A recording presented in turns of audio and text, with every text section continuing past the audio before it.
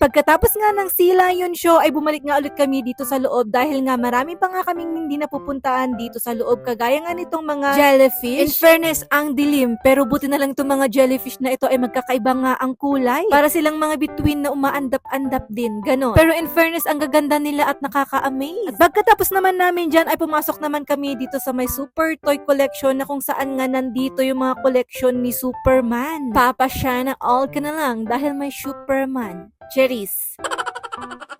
At iba nga rin pala kapag nandito ka nga mismo kumpara nga sa nakikita mo sa may social media. Kat ni adapay nga rudita dyan na isabit nga jeep.